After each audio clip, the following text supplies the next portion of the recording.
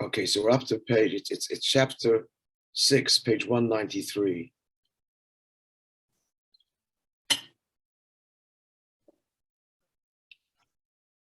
Page 193. So what the Rebbe is going to explain now is how all of this that we learned the last few weeks now, or months, applies spiritually to each one of us. What we established here, this very novel, groundbreaking Sikha, which all the Rebbe Sikhas are, and as I prepared you, Mashiach will come, God willing, today, so you're going to be armed with very important knowledge, and that is that all the converts, all the righteous converts, in which there are thousands and thousands over the 2,000 years of Golus, so you will have learned something that a superficial reading, or not even superficial, but the way it was understood till now, you now know it's not so. Namely, that all the conversions that happen, the halachic righteous converts is 100%, and moreover, that's it. That's a fact in halacha. That's not the big news.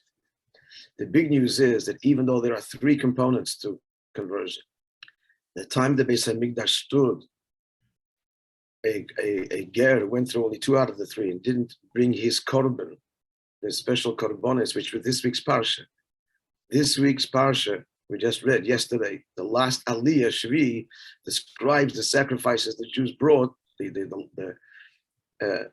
the Torah was given as part of their conversion process. That's how we learn conversion. The Nar Yisrael, the lads, the young,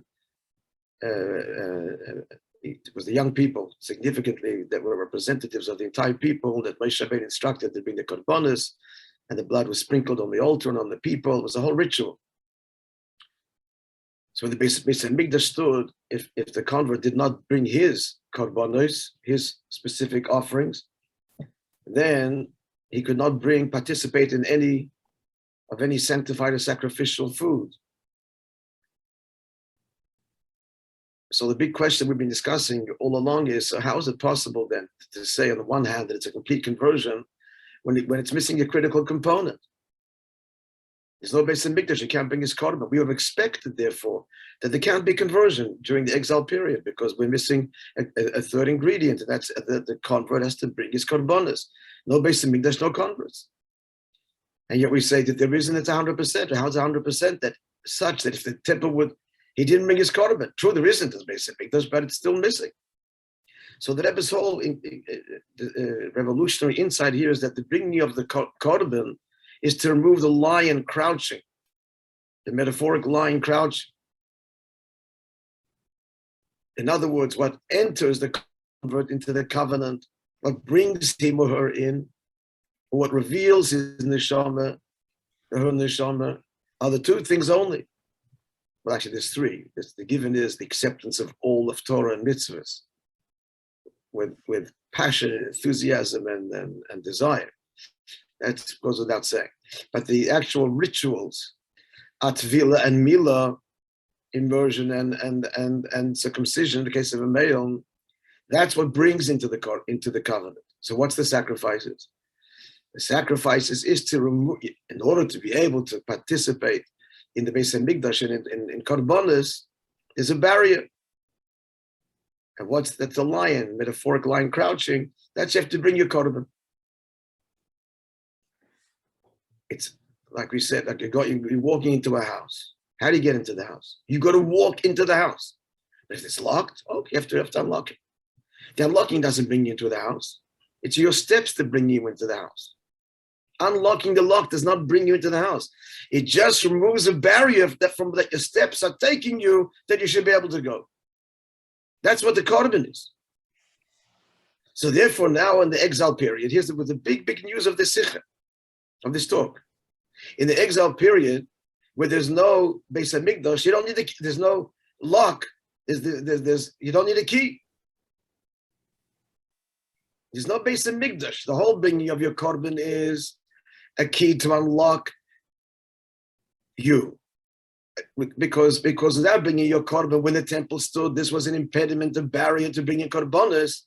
if there's no Beis Hamikdash, now there's no impediment. Or that's all it is. It's to remove an impediment.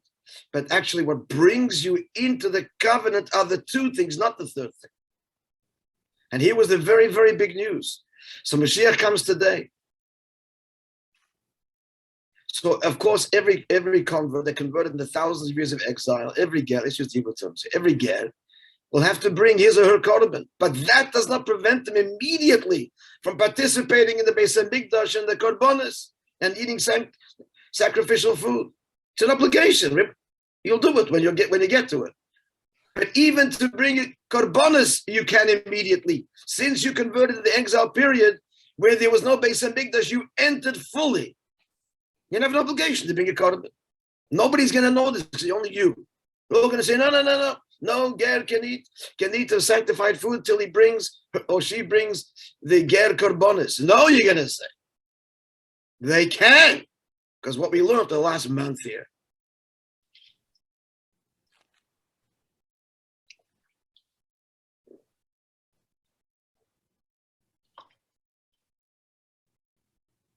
They have to bring their ger korban? Yes. It's an obligation, but it doesn't in no way does it detract from the absolute completeness of the actual conversion. Just like the Gemara said, but Rabbi Shmuel, just to illustrate the point, Rabbi Shmuel, the great sage, once as follows. It's an interesting law. On Shabbos, I'm illustrating this idea of having an obligation to bring a korban in the future, but it doesn't detract in any way from one's 100% Jewish. There's a kind of a parallel. So the sages, as you all know, enacted thousands of laws to protect Torah law. It's called a fence around the Torah. You have a beautiful tree. You don't want it to be marred, to be touched. So you put a fence around it. A museum, all museums have in front of all of their pieces of art, there's a little fence. Don't get too close. Forget about thieves, even people just just walking by and bumping into it without even. It's human nature, so you need a fence. All in life, you need something that's precious, has to be protected. Not just from deliberate, malicious damage, just from human, the imperfections of the human condition as God made us. Mistakes happen. So there are thousands of laws that the sages enacted to protect the Torah. One of them is this, on Shabbos, that on Shabbos, the sages forbade to read by the light of an oil candle. Doesn't apply to electricity. You'll see why. Because the person's engrossed in his reading, and he will, in order to get more light at some point, very likely, as the oil is burning down, tip the vessel so the oil collects in a little bit deeper where the wick is, so the wick will continue to burn, right? That's forbidden on Shabbos. That's a Torah prohibition. You're fueling a fire. So the sages said, don't read by the light of an oil lamp, for fear that while you're learning, you'll just increase the light by tipping the oil, right? Raising it and tipping the oil to the area where the wick is. You know how those ancient lamp candles were. The wick was in one end with a little hole, and the oil was in the rest of it. So he wants to tip it. He would do that if you want to get more light, and not thinking, because he's engrossed in his learning, studying Torah. So the sage Rabbi Shmuel said, it's not going to happen to me. I'll be cognizant. And the fact is, it did happen. He was learning Torah, and because it was done habitually during the week, and not thinking, he raised the edge of the container, so there was more oil by the wick. Oh, he said, so he learned the hard way, as it were, that the sages were right. And he said like this, he wrote down in his notebook, a diary. When Mashiach comes, he will bring a fat sin offering. Sin offering is an offering that is brought for someone who did a sin inadvertently. Certain types of sins that carry, if it was done intentionally, would carry the theoretical death penalty. If done inadvertently, you bring a korban chatas as a sin offering. He wrote it down. Mashiach will come, he'll do that. So there'll be many. All I'm saying with this is that many of us will be bringing sacrifices after Mashiach comes for atonement, etc. And the ger also, he or she will bring their korban for their conversion. But the big news is that even till they bring it, they may participate fully in kodshim and sacrificial food because the conversion was 100%. And that is entirely not obvious from reading the rulings of the Rambam and the Talmud. But we've arrived at that through our laborious and an analytical analysis of the text, etc., which we did over the last month. What's remained to be explained now is, why is it that there's three things? Why is it only two of them bring you into the covenant, and the third thing, the bringing of the korban, doesn't bring the convert? It removes the liar. It's the key to unlock. Why is it a different category? That's what we're up to right now. Vav, right, page 193. Rabbi, I just had one question. Mm-hmm. Go ahead. When somebody brought a korban for an atonement for something, for whatever reason it was, did he have to stand in front of that fire until it was burnt, or could he just drop it off and walk away? Yeah, actually, he did not. The kohanim, the kohen, the ones that actually brought the korban on his behalf. And so, no, he wasn't there. He didn't have to stay there till it was consumed in the old. Absolutely not. He brought the animal. He had to lean on it. It's called smicha. Smicha means actually to lean. It's the same term that's used to ordinate a rabbi. It's called smicha. It's another subject. There's no real smicha nowadays in the real sense, because in those days they used to also lean, put their hands on the head of the sage, and put his hands on the head. Right. So, like as with the sacrifice, all he had to just bring the animal and leaned on it, and said his confession, whatever it was, and then it was given over to the kohanim, and they did the rest. He didn't have to even remain there in the courtyard to even see it being slaughtered, etc. They're now his emissaries. They're his proxy. They take it the rest of the way. He was there for a brief time in the actual priestly courtyard. Yeah. Thank you. Yeah. Okay. So now let's read together. Chapter 6 has been the explanation lahevdel to the distinction shetzuyin the el b'sif daled we pointed out till now, that is bein milah tefillah bein korban. So there's three things, but we're making a distinction between the three. It's not one package. Milah and tefillah, circumcision and immersion. That's how the convert enters. Korban is, in order to be able to bring sacrifices, you've got to remove the barrier. And that's to bring your korban. Bringing your convert korban allows you to participate in future korbanos in the future. It doesn't bring you into the covenant. It just allows you a pass to be able to bring korbanos. So why is that a pass? Now the two are not passes. They actually bring you in. Again, the analogy of walking into a room. My hotel room or any room. How do I get into the room? I walk into it, but I need what I need the card for, because it's locked. See, the card allows me in. It doesn't bring me in, just allows, it removes the barrier. So why is this third thing just of that category? Why is it different? In the words of the Rebbe, Shadafka Mila Tvil in italics there, why is it that it's circumcision and immersion that enter the convert? Below, however, a korban based at Sa'ikov, but the korban doesn't bring him or her in, it just removes the impediment. Why is it different? Now we get down to the spiritual bottom line and how it applies to you and I every single day. It means born Jews. Because every day the covenant is renewed. We're going to explain what this means. Every day the Torah is given in you. Every day we're like entering. It's a renewal of the covenant, of the bond. So let's see. Very profound insight coming up. When a person becomes a Jew through conversion, there's two things. Kefi shehoye begeris haklolis l'kol Yisrael, as reflected in the conversion of the Jewish people, the Matan Torah, when the Torah was given.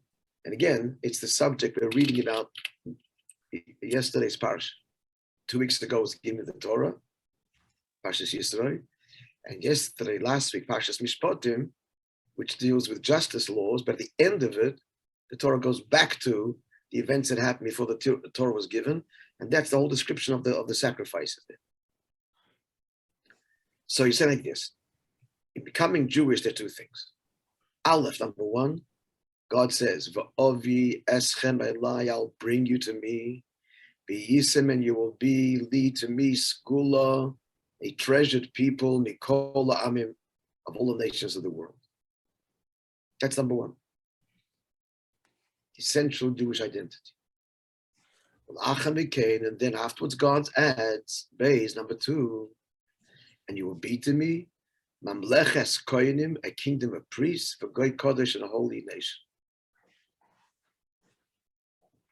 What are the 2 things here again? You'll be a treasure from the nations of the world. That's 1. 2, kingdom of priests and a holy people. In other words, let's keep on reading the text. What are the 2 things we're talking about? Number 1 is the very essential bond and covenant between this person, the convert, the Ben HaKadosh Baruch Hu, and Hashem. What's the essential change? What's the essential change? It is, in italics, a Jewish soul now enters this person, or actually is now revealed. But a simple level enters. One becomes Jewish on a simple level. That's number 1. That's an essential change. You receive from Hashem, the Neshama, the Nefesh Elikis, the Jewish soul. Second thing, Shinoi Gavra. This soul has now entered you, has the potential to cause a transformation. Shinoi B'chol Ivoro, of changing all of his limbs, V'keichoso, Keiches Nafshe, and all of his conscious faculty, Shal Adam, of the person, Al Yedei Nefesh HaKdusha, through the godly soul that is now entered in. Let's see this. Let's repeat this distinction again. The first thing is you get this godly soul, period. It's in you. Second thing is, this has the potential to manifest consciously and transform your mind and heart and so on. That's the second thing. The transformation on a conscious level is a second consequence, if you like, a possible consequence of the more essential fundamental change. You are Jewish. Let me put this in different words. Number 1 is the convert becomes a Jew. Second thing is that there's that potential that becoming now manifests in feeling and experiencing and expressing. You have holiness within you, number 1. Number 2, this holiness could pervade and transform you on a conscious level. They're not the same thing. Being and experiencing are 2 separate things. One can be and not manifest it, not express it, but you have it. Simple example. You have $100 million in the bank. Yeah, you have it in a vault. So are you worth the money? Yeah. But then there's, are you expressing it? Are you expending it? That's a separate question. Are you living a lifestyle reflective of your worth? It's a separate question. Even if you don't live the lifestyle reflective, it doesn't change your net worth. You're a wealthy person. Are you living wealthy? That's a separate question. Could spend it, not spend it. Could just sit there. But it doesn't change. Spending it or not spending, having a beautiful home and using your money and et cetera, doesn't change an iota. What are you worth? I'm talking about financial. It's an example. You are. Second question is, are you expressing it?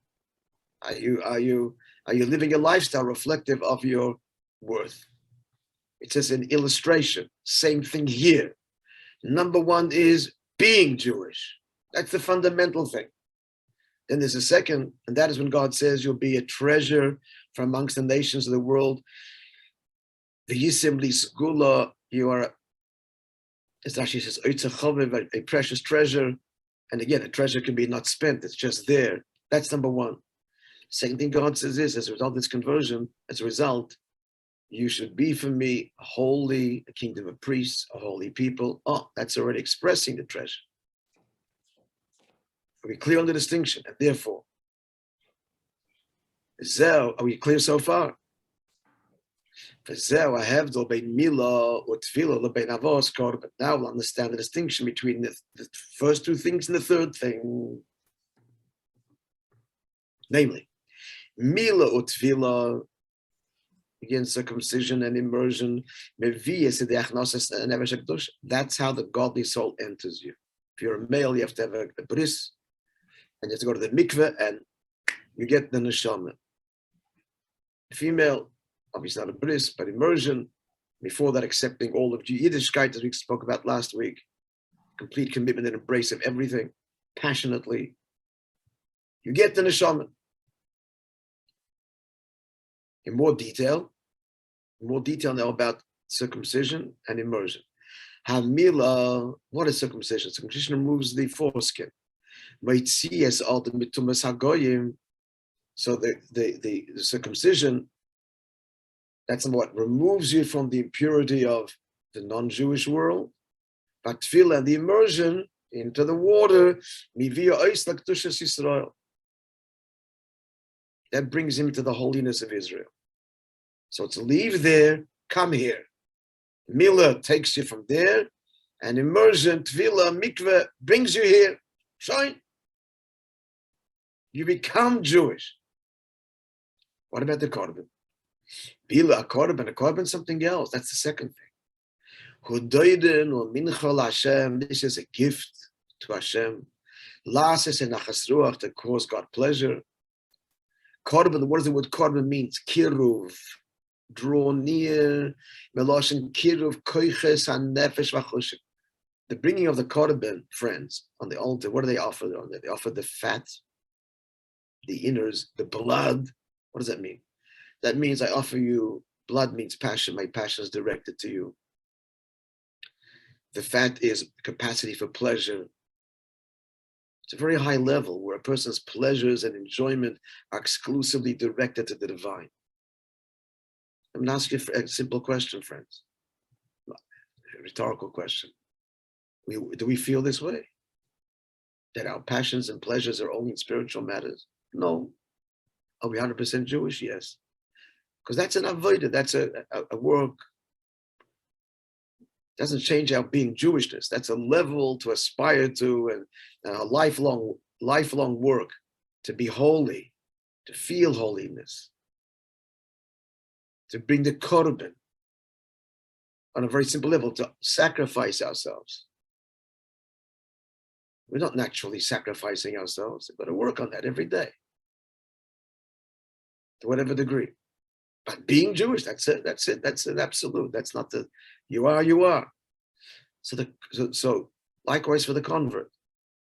Mila Tvila, you're Jewish. You get the Nefesh Halikis, done. And irreversible. Jewish forever. 100%. What's the korban that the convert would bring when the temple stood? He's offering his passion, his desire, not just being, but experiencing it, etc. It's a gift unto God. He's offering all of his faculties, dedicating them in the service of God. His faculties, it's his conscious faculties that he is giving, in contrast to the essence, I am. Next page. So final words here. He says, Kiruv Muhus, that's of the paragraph.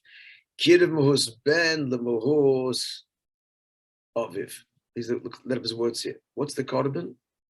It's the drawing near of the essential son to the essential father. Like a child, same relationship. Yeah, but you're a child of your father. It's a fact. But then there is cultivating the relationship. Cultivating the relationship. Everybody's still there? Cultivating the relationship is another aspect to your relationship between a father and a child and the father. But even if you haven't cultivated a relationship, we all know that many relationships between parents are not what they should be. Does that change? Does that change the fact that this is a father and a son, and on a DNA level they are connected? Of course. That's why it hurts when the relationship isn't the way it should be, because on a cellular level they are one. But nothing can change that.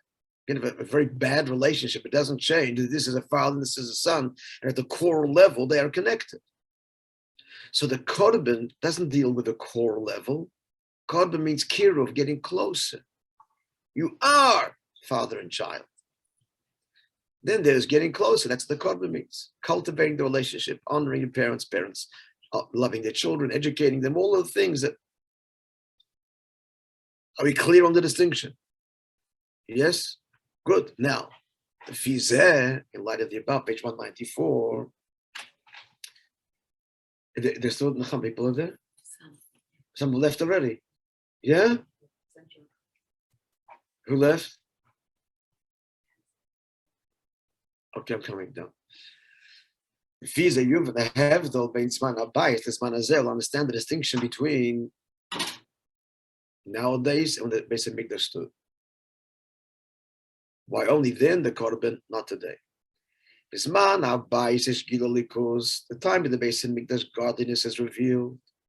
V'shachanti b'soichem, as we're going to read in this week's parsha, make for me a sanctuary that I will dwell amongst you. I saw it in Nisim Nas and Beis Hamikdash. There were 10 miracles. It was a beautiful life together. Beautiful. Not just father and son, essentially, but a beautiful, harmonious home. A beautiful, harmonious, delightful, lightful home. That's what in the Beis Hamikdash stood. That's what it was. And what was the service of the Jews then? What was the emphasis? Primarily, what are we working on? The relationship essentially is there. We don't have to work on that. That's a given. That's a given. Time Beis Hamikdash didn't have to be addressed. I am Jewish. It's I am your child. Of course. It's just developing that and nurturing it. That's where the work was. Intellectual development, emotional development, meeting of minds and hearts.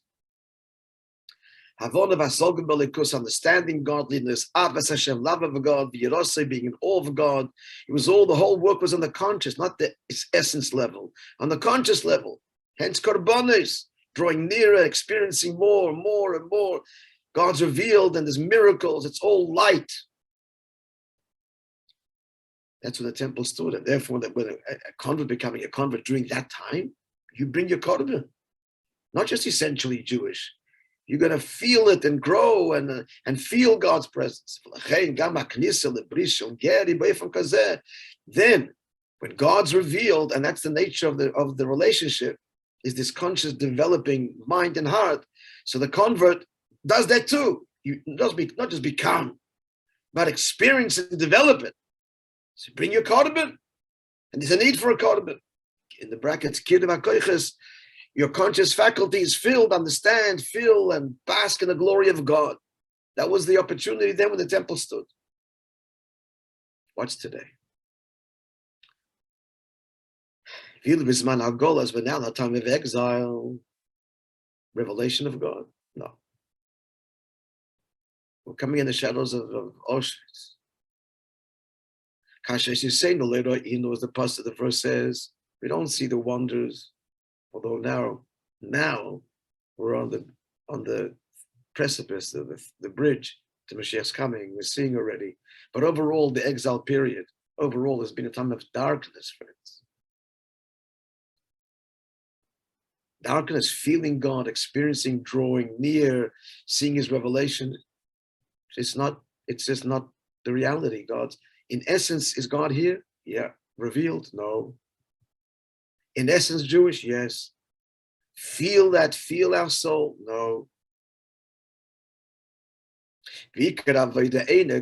kolkach is galas hakochos primim. So the main service of God in the exile period is not so much the understanding and the feeling. That's the kiruv component. No.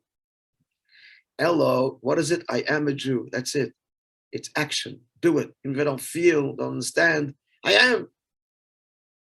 It's the I am Jewish. It is what the exile brings out. And the temple is I feel my soul. Ella, what's the service in the time of Golos? Yosef Asiya B'Poyol. It's all about action.